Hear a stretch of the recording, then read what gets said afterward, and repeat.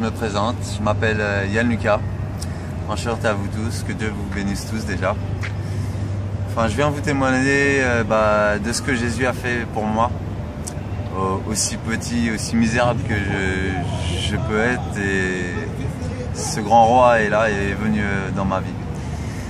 Quand j'étais jeune, vers 25-26 ans, j'étais dans la déchéance totale, dans le shit, dans l'alcool, dans la luxure, dans la méchanceté, dans beaucoup de choses comme beaucoup de gens de ce monde. Et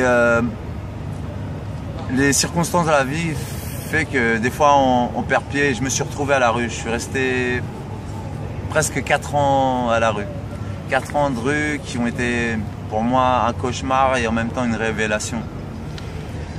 C'est pour ça que je viens vous témoigner de ce qu'il a fait à travers cette situation. Cette situation pour moi était un cauchemar dans le sens où je n'avais pas de famille auprès de moi pour pouvoir me soutenir. J'avais 2 enfants que je ne voyais pas, que je ne pouvais ni chérir ni voir. Je n'avais pas d'amis pour même me soutenir ou m'encourager ou m'aider à sortir de cette situation. Le temps passait et malgré tout que j'étais dans la déchéance et le péché, j'ai toujours prié Dieu mais sans connaître la révélation de Jésus. Et je priais tous les soirs, malgré que je dormais ou sur un banc ou par chance de nuit d'hôtel par-ci.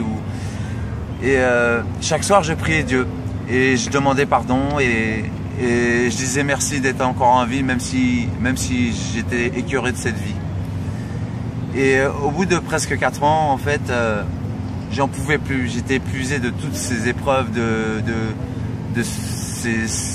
cette vie qui pour moi n'avait aucun sens. Et un soir, avant de m'endormir, j'ai dit à Dieu, j'ai dit, écoute, je sais que le suicide, c'est l'enfer. Je sais que je vais partir. Je vais partir et tu vas pas me sauver si je me suicide. Je savais déjà ça dans mon cœur, mais je connaissais pas la parole, je connaissais pas Dieu, même si je le priais. Et j'ai fait cette prière à Dieu en disant, écoute Dieu, tu veux pas que je me suicide parce que c'est l'enfer. Alors viens prendre ma vie parce que cette vie pour moi elle n'a pas de sens. Je n'ai ni mes enfants avec moi, je n'ai pas de famille, je n'ai pas d'amis, je n'ai pas de situation. À quoi bon continuer à vivre? Alors prends ma vie si tu veux pas que je me suicide. Et un jour passe, 2 jours passent, 3 jours passent, jusqu'à que j'oublie même la prière que j'ai faite. Une semaine passe, un matin je me lève et j'étais dans un foyer d'urgence, c'est les foyers SDF. Des fois on a l'occasion d'avoir 2-3 nuits par-ci dans des foyers comme ça. Et je me lève dans ce foyer et à l'époque je fumais encore la cigarette. Et je demande à un jeune qui était aussi dans ce foyer, je lui demande la cigarette, je dis t'as pas une cigarette? Et cette personne m'insulte en me disant va te faire enculer. Pardon si je dis ce gros mot mais je vous dis la réalité de ce qui s'est passé. Et moi à ce moment-là je dis écoute va te faire enculer toi-même. Encore pardon, encore papa. Et parce que voilà, je voulais pas accepter qu'on m'insulte. Je dis, tu veux pas me passer de cigarette, mais tu m'insultes pas. Et au final, ça a débordé, les insultes, les gros mots. Et après, j'ai laissé passer. Le temps est passé, je suis sorti de ce foyer d'urgence. J'ai marché 1h30, 2 heures avec on va dire des potes de galère de la rue, quoi, comme on dit.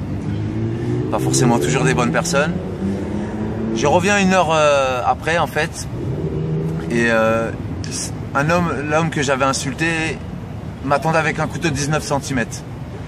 Cet homme-là m'a sauté dessus, m'a poignardé dans la cuisse, il m'a sectionné l'artère.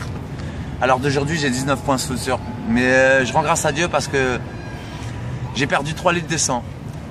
Et au moment que mon cœur commençait à s'arrêter, parce que j'ai été ranimé 2 fois, au moment que mon cœur commençait à s'arrêter, j'ai commencé à réaliser la prière que j'avais fait 1 semaine auparavant, en demandant à papa de retirer ma vie parce que je voulais pas me suicider. Et j'ai dit maintenant c'est trop tard, mais en même temps je me rendais compte que Dieu était bien là et qu'il venait me répondre. Et j'ai fermé mes yeux, on m'a réanimé une première fois, ils m'ont réanimé une deuxième fois et je me suis réveillé 38 heures après en salle de réveil. Je pensais que j'allais mourir quand j'ai fermé les yeux. Et quand j'ai rouvert les yeux en salle de réveil, j'ai eu une voix qui est venue dans ma tête et dans mon cœur qui me dit, tu vois, et j'étais en vie. Dieu m'a sauvé. À travers son fils Jésus, il m'a sauvé. Et par la suite, 6 mois se sont passés, j'ai refoulé ce témoignage qu'il avait fait dans ma vie. Et une mère est venue me voir en me demandant, Yann, viens à l'église, ça va te faire du bien, tu vas pouvoir aller mieux, Jésus va faire pour toi. Et je dis, écoute, malgré ce qu'il a fait, qu'est-ce qu'il a fait réellement pour moi? J'ai pas de famille, j'ai pas mes enfants, j'ai rien. Mais malgré tout, j'ai suivi cette sœur, cette mère, et j'ai été. Pendant 3 mois, les jours sont passés, j'ai pas donné mon cœur.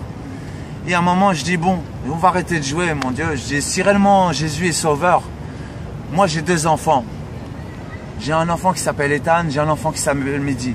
Si tu veux me sauver, moi, sauve mes enfants d'abord. On était mardi. Le jeudi est arrivé, moi j'ai pas pu aller au culte. Cette mère m'appelle alors que mon fils était avec mon ex-compagne à l'église.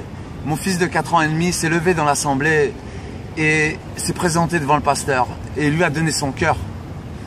Le soir même, cette maman m'a appelé et m'a dit, Yann, faut que je t'annonce quelque chose. Elle ne savait pas la prière que j'avais faite, mais moi je l'avais dit à personne, j'avais même jeté comme une pierre dans l'eau. Et ce jour-là, quand elle a appelé, j'étais effondré de crainte et en même temps de joie parce que je voyais qu'il y avait un réel sauveur. C'est pour ça, mes frères et sœurs, je vous assure, ce Dieu est bien vivant. Il a écouté ma prière, il a écouté ce chantage que j'ai pu lui faire. Je ne vous dis pas de lui faire du chantage, mais testez-le, demandez-lui.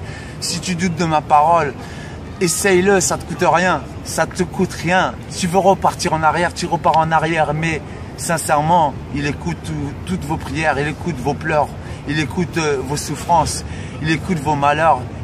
Il sait vos erreurs et il ne va pas vous juger. Il veut juste que vous reveniez à lui. Je vous en prie, je vous en supplie, je prierai pour vous. Appelez-le parce que c'est un Dieu vivant et ce n'est pas une fiction, ce n'est pas un Dieu accroché à la croix.